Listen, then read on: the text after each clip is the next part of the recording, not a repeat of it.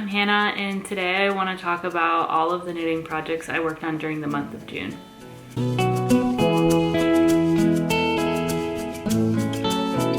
June was a busy month. I got a lot of projects done, which is really exciting. I actually finished 6 projects this month, which was more than expected. I thought I would get maybe 3 or so done. Granted, a couple of these were like smaller one day kind of projects, but I'm excited to share what everything I got up to during the month of June. So I think we'll just jump right in with all of my finished projects. I'll go ahead and start with what I'm wearing today. This is the Sabai top by Suzanne Mueller, and I knit this up in 9 days, so it was a pretty quick knit. It is a top-down tank top with a little bit of a thicker strap up here and kind of this boat neck. It's the same on the front and back, and then basically just do some increases until you connect into the arms, and then stockinette from there, and then just bind off. I really love this one for a few reasons. One, it was just like quick and easy. I did this on the recommended needle size, which was a 4mm needle, and yeah, it just flew by. Yeah, I was done in 9 days, and I really appreciate it for not having finishings but still looking clean. Like this rolled neck edge, it's a little hard to see since it's a black tank top, but I feel like this looks nice, like it doesn't look unfinished. The way the stitches work on the armholes is done in a way where there's not really any rolling once it's blocked. So that's nice. And then the bottom is just a little bit of a rolled bottom too, with just a regular bind off. But that made it very easy to just use up all of the yarn I had. So I ended up making this with 2 balls of Juniper Moon Farm Zoe, which is a cotton linen blend. I'd bought 2 balls of this last summer, and it's kind of like a slubby yarn, like there's thick and thin parts to it, so I think that adds a little bit of texture to the top. Some people say it's like kind of splitty, which I kind of found, but it wasn't really bothersome to me. Just that like your needle can get caught in like little pieces of the yarn. Let me find it though. I don't know where it is, but I literally had like a teeny tiny little, like maybe 10 feet of yarn left, which was great. So yeah, because there's no finishings, I literally just kept going until I ran out of yarn, and then I bind it off, and then I was done. So that was, yeah, really easy. I would definitely make this pattern again. The armholes are a little low. I'm wearing a black tank top underneath, and this is where the armhole is hitting. You can see, like, if I'm just wearing a regular bra underneath, then you can sometimes see it a little bit, but I mean, it's not like anything absurd. You could definitely just wear a bra under it. The other thing is, if I would use the Juniper Moon Farm again, personally, I mean, I have a loose gauge in general, but I would probably size down a needle size just because it is a little bit holy. Like you can see my skin a little bit under if I don't have a tank top underneath. It could totally, like, you could wear it that way, or I just have a black tank top underneath and that works fine too. So yeah, a couple small adjustments that I would maybe make with the armholes and the gauge, but I definitely really like this pattern, would recommend, will probably make again. And yeah, it was just like a quick summer knit that I really loved. Another exciting finish this month was my cloud sweater by Petite Knit. She's done. I'll put it on because I just love it. I'm so pleased with how this one turned out. This is the cloud sweater by Petite Knit, and I made it with Lang Yarn's cloud yarn in the colorway 8. And so this is a like self-striping yarn. As you can see, there's lots of fun colors in it. I've had this yarn for like over a year now. I actually made a sweater with it last year. The gauge was just too loose and it was just not what I wanted it to be, and I really love this yarn and wanted it to be a sweater I'd wear like on the regular. So I ended up ripping back, frogging the whole sweater, and then yeah, I did some like Ravelry deep diving to see what people had made with this yarn, and I saw a project page where someone had made the cloud sweater and I just really loved it. I also just really enjoyed this pattern. I really like the details. It's a drop shoulder construction, a couple rounds of ribbing, and then a couple rounds of stockinette, and then you bind off for the sleeves. The bottom, hem, and the neck is all pretty similar in that regard. I think there's no rib. But anyways, they all kind of have the rolled look. I guess similar to my sabai top as well. I've been into the rolled hems. I made this with the recommended needle size, which was a 4.5 millimeter needle. And I was pretty much right on gauge, or very close to gauge for the pattern. And I ended up sizing down, or I sized down from what Petite Knit recommends. I think let me pull it up. Petite Knit says it's designed to have 9 3/4 inches or 25 centimeters of positive ease. So I ended up sizing down, and that gave me 6-ish inches of positive ease rather than like 9 to 10. So it's a little bit less loose than recommended, but I think this fit is great. It's like roomy enough, but it doesn't feel like super oversized. And part of my reasoning for that was because of the self-stripingness of the yarn. You know, the bigger you make it, the more the yarn has to travel, the thinner the stripes become. The other modification I made was I worked the front and back panels flat. So as you can see, the stripes don't go all the way around. I worked this flat and didn't connect under the arms so that the stripes would go back and forth like this and look a little bit more cohesive and not like super duper thin. Whereas if, you know, you connected all the way around, it would just be a long way for the stripes to travel, and it would be like very thin stripes. So I think the effect worked well for my size. And then yeah, the stripes are a little bit more spaced out in the sleeves, but I think it all looks pretty cohesive. I finished this like June 11th, so I've had it for a few weeks now, and I've been wearing it a ton. I've probably worn it like, I wore it to the beach, I've just worn it like around the house, out and about. I think it's really fun for summer with these colors, and it's like a good layer for, at least where I live in the Bay Area, it's like still pretty breezy and gets colder in the nighttime, so I feel like it's a great summer sweater. The yarn, I will say, is already pilling a bit. I don't know, let's see. Maybe you can see that kind of in like the high friction areas, like under here and whatever. I think I've seen people say that about this yarn. I will probably depill it soon, and hopefully it's not like, maybe it'll just happen once or twice and then maybe it'll be better, but we'll see. It's not like stopping me from wearing it though. I don't think it looks like terrible or anything, but I will just note that about this yarn. Yeah, overall, I'm so glad I ended up re-knitting this yarn into something else. I don't think this is the last time I'll be making the cloud sweater. All right, another finished object. I finished my Maggie vest, which it's looking a little wrinkly because I had it bunched up. You know what, we're going full outfit change for this video. I will change into this one as well. All right, so this is the Maggie vest also by Petite Knit.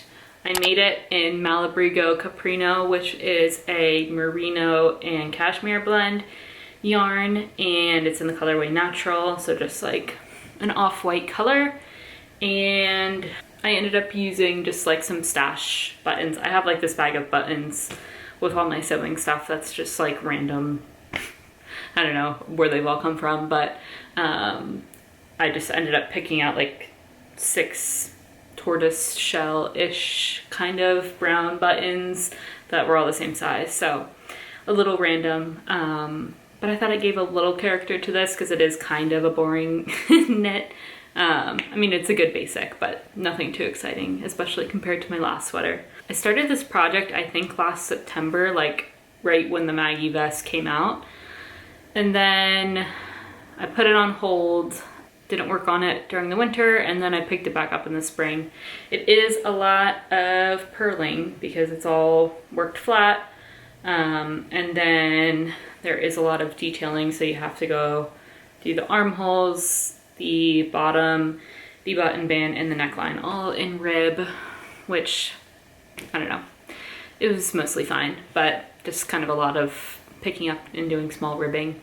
I ended up making it with just 3 balls of yarn, and I think I made it the recommended length.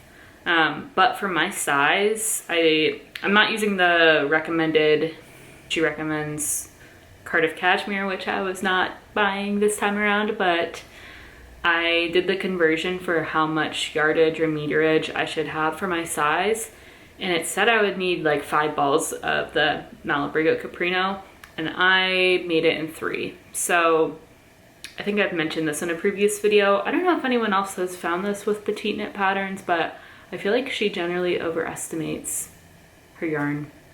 But I don't know, maybe it's just a one-off thing, but I feel like I've heard people say that before.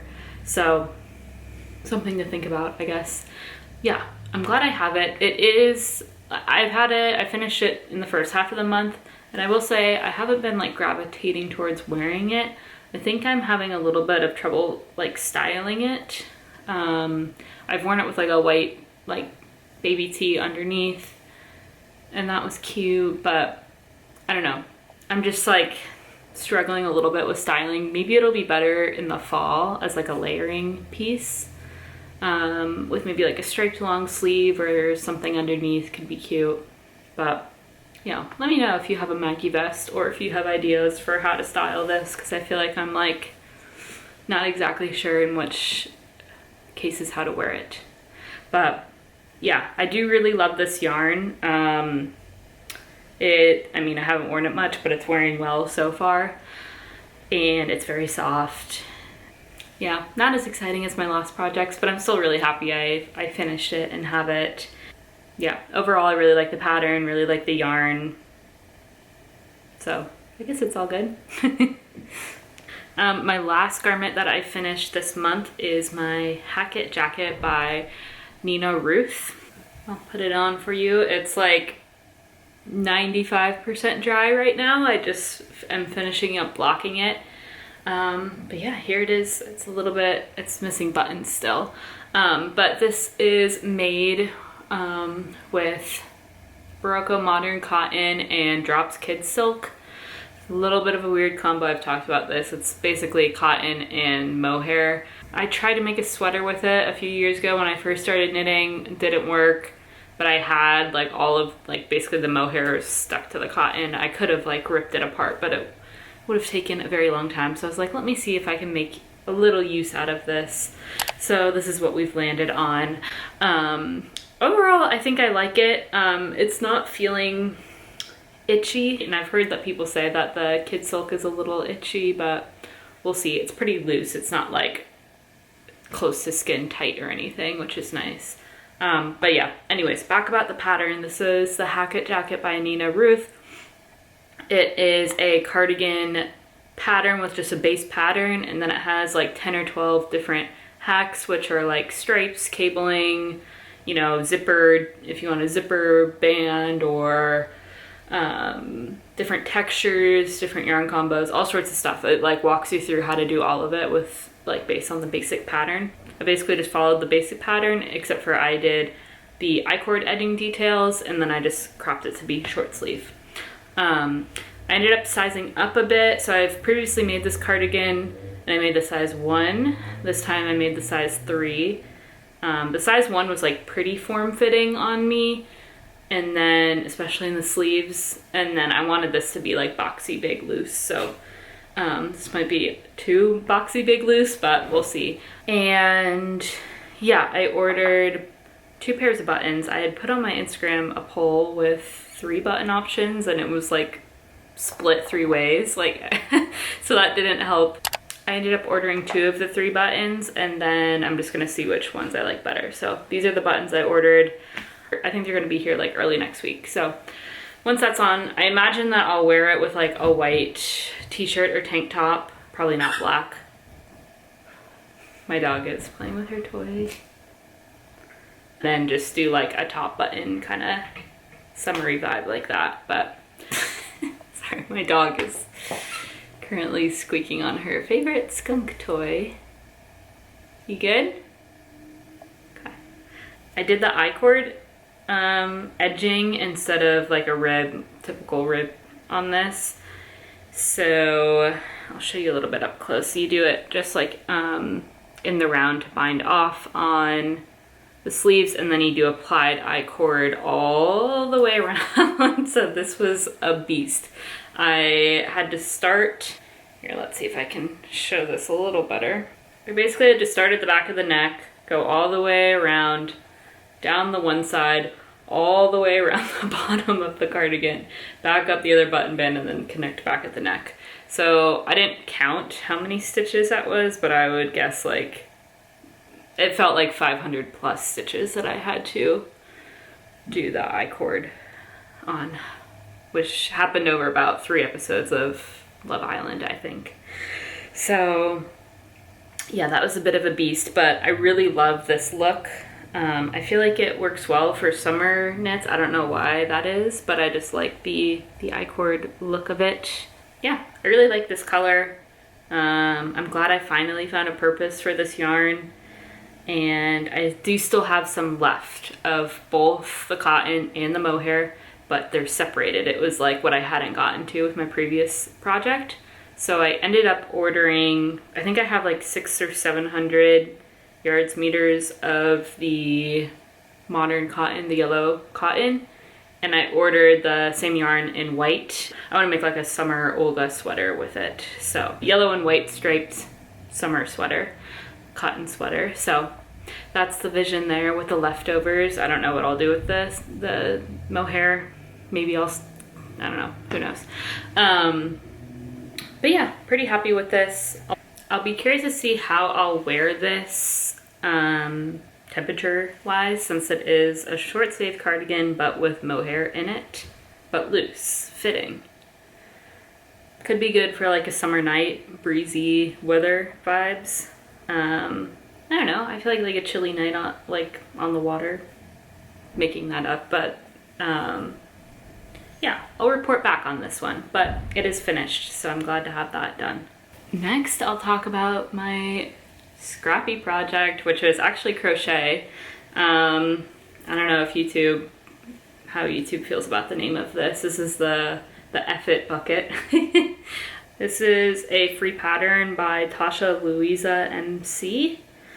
Yeah, it's basically use any yarn, any scraps, any amount of scraps, and just hold them together to make like a pretty thick, multi-strand yarn, and just make like a bucket of whatever size.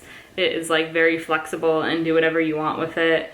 You start at the bottom, you make a circle for how wide you want it, then you just work the walls. There's optional handles.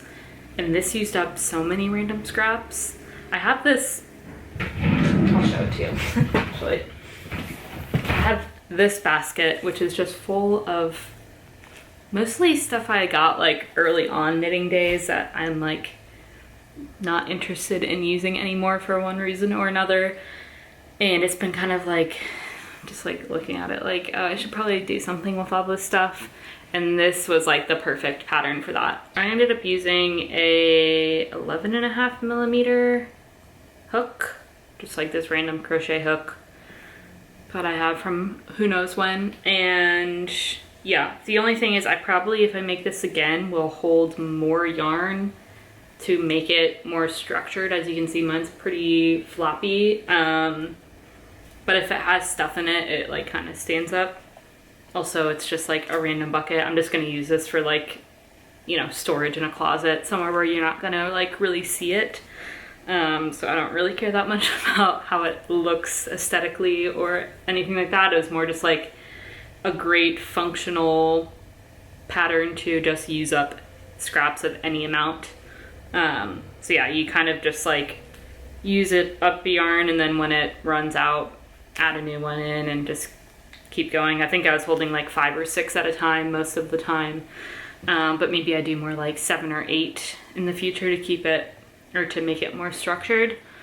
But yeah, I thought it was a great scrap project for like random like scraps that aren't big enough for projects, or that you like don't really like anymore, because like a lot of these I'm like, I don't really like these colors anymore or whatever. So it's great to just like get rid and make something that is like functional. Like you can totally use these in organizing like linen closets or in your bathroom or whatever. So I am glad I found this pattern. I made it in an afternoon. It was really quick and eased things up surprisingly faster than I thought it would. So a good scrappy project.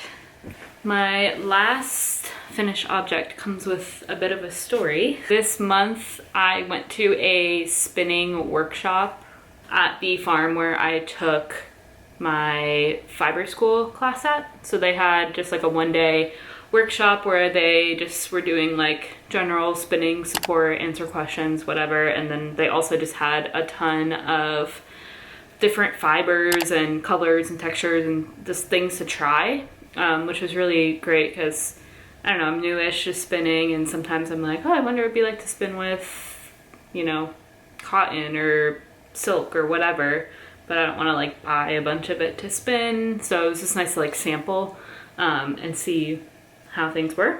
So with that, I ended up making this very funky experimental yarn that was all sorts of different things together, and I turned it into a fish pouch. There she is. Here's my fish pouch, and then she looks like this on the side. So this is the rybka pouch pattern by Rat and Sea Witch. You basically just knit this fish flat, you seam it together with a crochet edge, and then you make this little channel for an I-cord little pulley here, and then you can have it as a little pouch. And it kind of, I put buttons on it too, so it looks like it has eyeballs. And yeah, this is like made for AirPod size things. I've been putting my AirPods in it, but you could use it for whatever. You could like attach it to a purse as a keychain. It's just a fun little accessory. So yeah, I had like, I don't know, 85 yards or so of just like this random fiber. The green is Angora rabbit. There's silk in here, wool. Some of this is like wool that I blended like silk into the wool. So just all sorts of little experiments I did here. I have a little scrap of it left of just this random 2-ply. I don't really know what weight this was or anything. I kind of just made a pouch and was like, whatever size it turns out, it'll turn out. And this is what I got. I also had this yarn that I made. This was like, I don't remember what the contents were. I think it was intended to be like sock fiber though.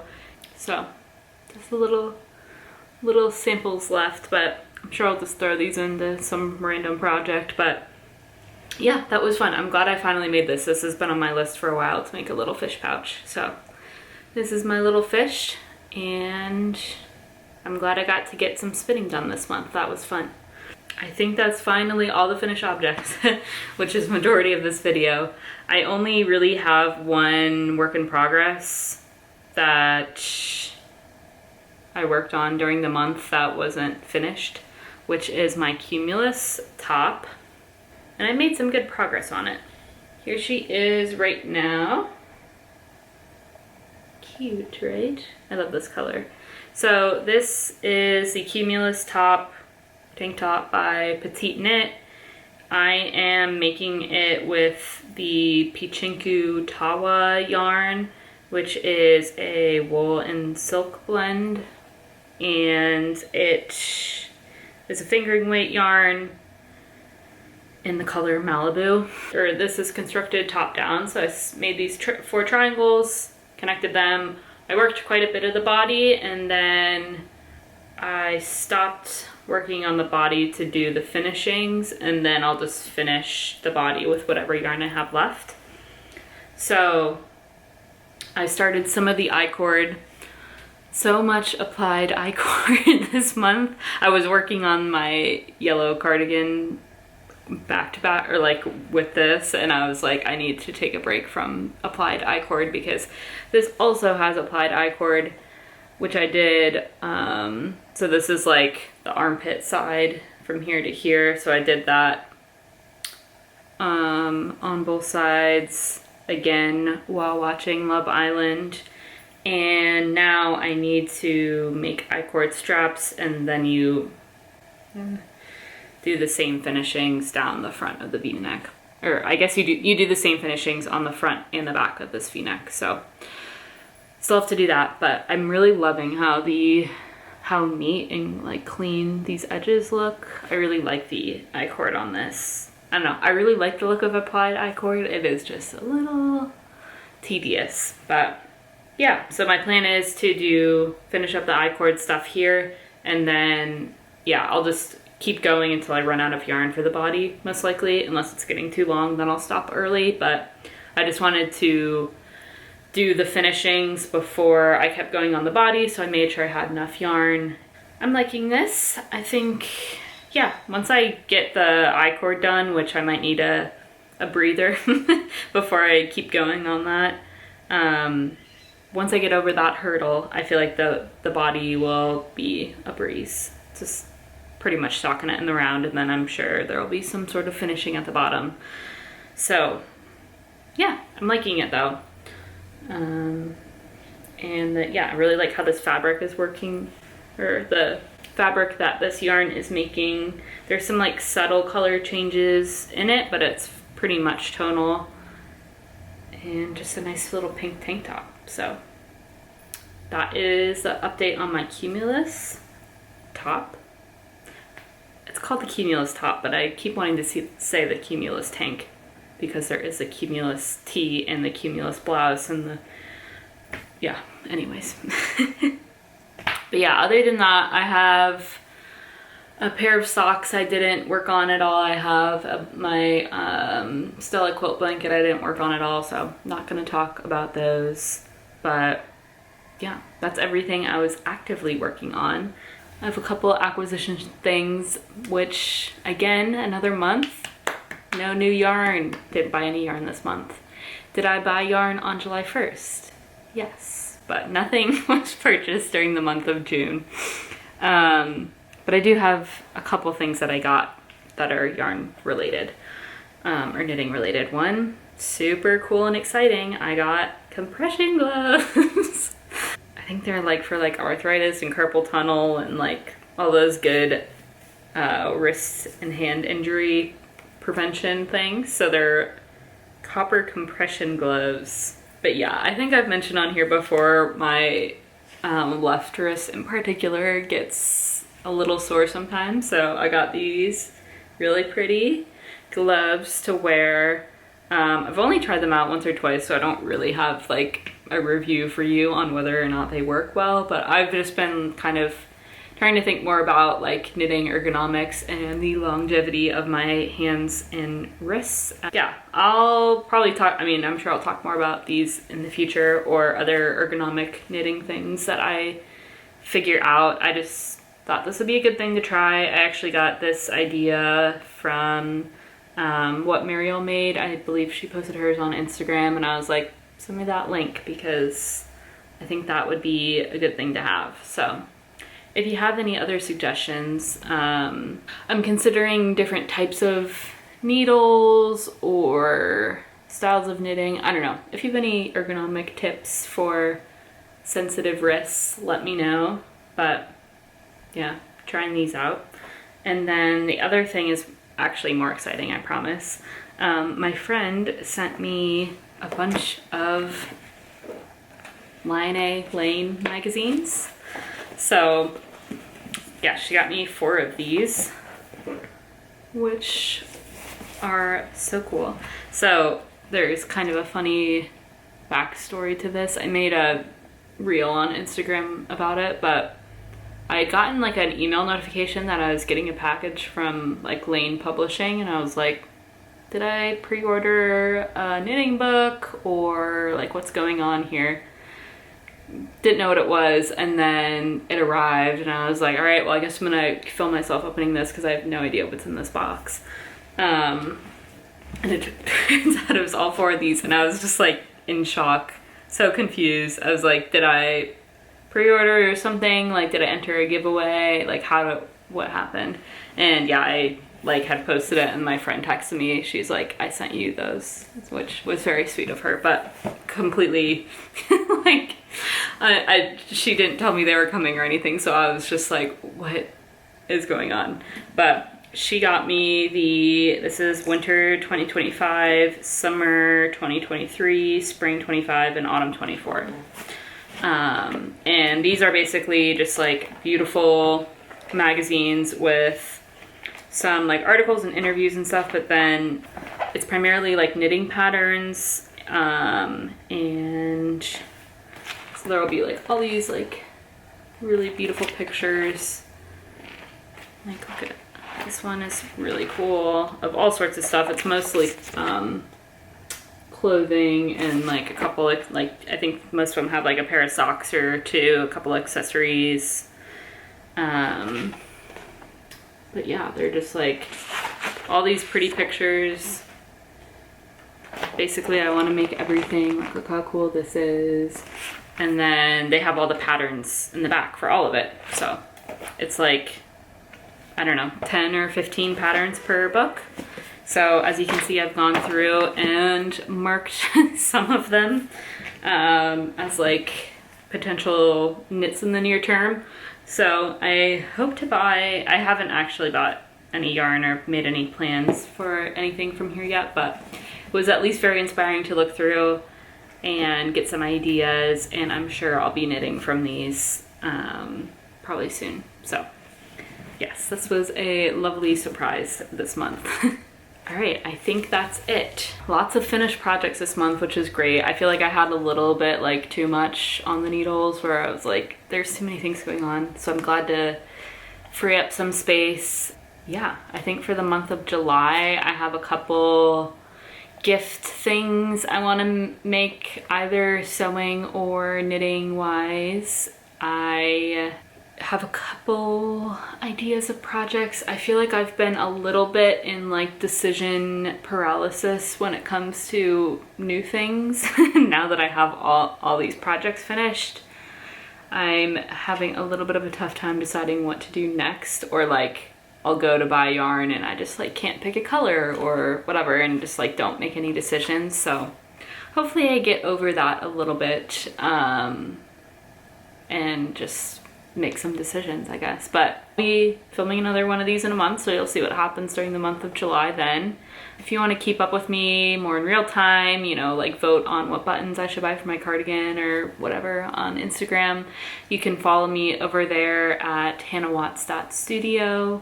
If you're not already, it'd be awesome if you'd subscribe to this channel. Oh, we did hit 100 subscribers this month, so that was very exciting. And yeah, thank you for being here, and I will see you next time. Bye.